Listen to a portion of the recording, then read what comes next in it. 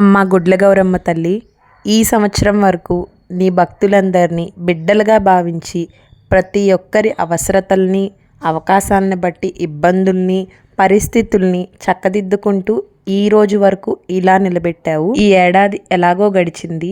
నూతన సంవత్సరంలోకి అడుగుపెట్టి ఉన్నాము. మళ్ళీ రాబోయే సంవత్సరం వరకు కూడా ప్రతి ఒక్కరిని వెన్నంటే ఉండి కంటికి రెప్పలా కాపాడుకుంటూ వచ్చి పరిచయస్తులనైనా పరిచయం లేని వాళ్ళనైనా సరే ఇలా నీ జాతర సమయానికి కొన్ని వేల మందిని ఎదురుబొదురు సన్నిహితులుగా పరిచయంగా చేసుకొని నీ జాతరని ఆనందోత్సాహాలతో జరుపుకునే అవకాశాన్ని ప్రసాదించమని నిండు మనసుతో మనస్ఫూర్తిగా ఆ తల్లిని వేడుకొని ఆ అమ్మవారి యొక్క అన్నప్రసాదాన్ని స్వీకరించడానికి వెళ్ళాము. మేము భోజనం చేసిన తర్వాత మా ఫ్రెండ్ నేను కలిసి కొంచెం సేపు అయినా మనం సర్వ్ చేద్దాం వడ్డన దగ్గర అని చెప్పి అనుకొని స్టార్ట్ చేసాము. లిటరల్లీ మేము వెజిటేరియన్ చేసి వెజిటేరియన్ దగ్గరే మేము మళ్ళీ వడ్డన దగ్గర నుంచున్నాము. భోజనాలు మొత్తం అయ్యే వరకు కూడా అసలు విసుగు అనిపించలేదు. ఎంత క్రౌడ్ వచ్చారు అంటే మాటల్లో చెప్పడానికి లేదనమాట.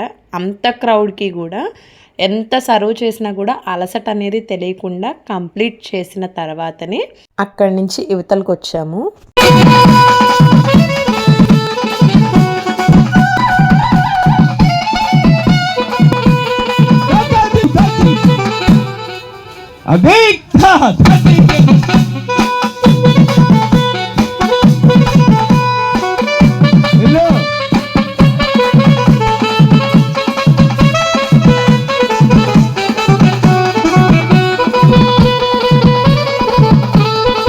నాతో పాటు మా పిల్లలు కాసేపు భోజనాల దగ్గర హెల్ప్ చేశారు.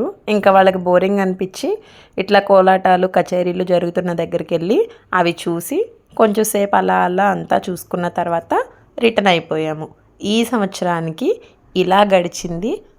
గుడ్లగౌరమ్మ తల్లిని ఇప్పటి వరకు మన ఛానల్ తరపు నుంచి ఎంతమంది దర్శనం చేసుకున్నారు అనేది మీకే తెలియాలి.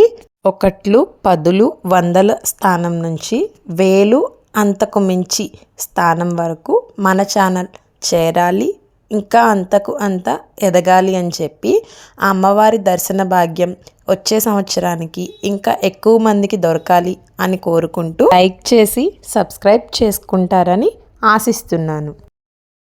ఇంతసేపు అమ్మవారిని దర్శనం చేసుకున్నారు కదా, మరి మీకు కూడా ప్రసాదం అందాలి కదా, అందుకోండి. అమ్మ దయ ఉంటే అన్నీ ఉన్నట్లే. శ్రీమాత్రే నమః.